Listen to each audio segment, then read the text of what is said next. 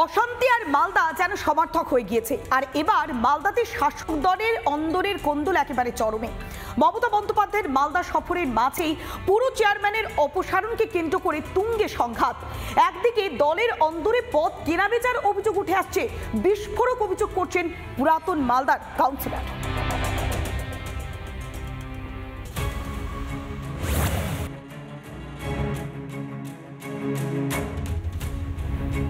Vote যখন দরজায় কড়া নাড়ছে তখন পুরসভা চেয়ারম্যান বদলে তৃণমূলের কোন্দল জেলায় জেলায় প্রকাশ্যে। এবার তাতে নতুন সংযোজন মালদা। পুরাতন মালদার পুরসভার চেয়ারম্যান কার্তিক ঘোষকে সরিয়েছে নেতৃত্ব, কিন্তু এখনো নতুন চেয়ারম্যান ঠিক করতে পারেনি তৃণমূল। তার মধ্যেই বিস্ফোরক পুরাতন মালদা পুরসভা তৃণমূল কাউন্সিলর বৈশিষ্ট্য ত্রিবেদী। তার বক্তব্য, টাকার লেনদেনে চলছে দল, টাকা দিলে পদ পাওয়া যায়। সাধারণ মানুষ এটাই বলছে, লেনদেনের জন্য আটকে আছে, অমুকের জন্য আটকে আছে, কিন্তু আদৌ পার্টির উপরে টাকা যায় কি যায় না, লেয় কি লেয় না, আমার মতো ওনার মতো দালালরা নিচে নিচে খেয়ে উপরে নাম লাগাচ্ছে। বদনাম হচ্ছে, এটা তো হবে বদনাম হচ্ছে।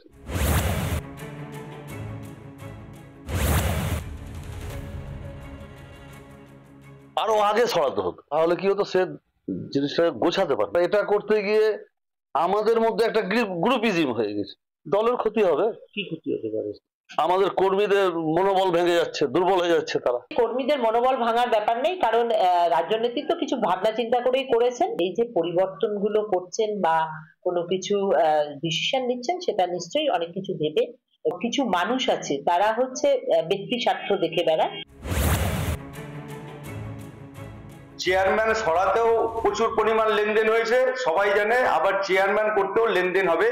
এই যে সময়টা, এই সময়টায় লেনদেনের বারবারন্তর যে ব্যবস্থা, সেই ব্যবস্থাটা চলছে তৃণমূল সরকারের। কার্তিক ঘোষের পদত্যাগ গৃহীত হওয়ার পর বোর্ডের বৈঠকে তার অনুগামী তথা পুরাতন মালদা পুরসভার 19 নম্বর ওয়ার্ডের কাউন্সিলর বিশ্বজিৎ হালদারের বিরুদ্ধে রেজুলেশন খাতা ছিনিয়ে নেবার অভিযোগ ওঠে।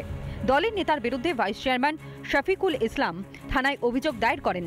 প্রকাশ্যে আসে তৃণমূলের কোন্দল। মুখ্যমন্ত্রীর মালদা সফরের মধ্যেই এবার তৃণমূলের অন্দরে তুতু ম্যায়। দীপঙ্কর গোস্বামীর রিপোর্ট, রিপাবলিক বাংলা।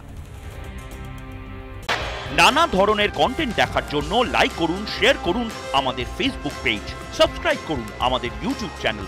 পাশাপাশি অন্যান্য ব্রেকিং নিউজের জন্য অবশ্যই চোখ রাখুন রিপাবলিক বাংলায়।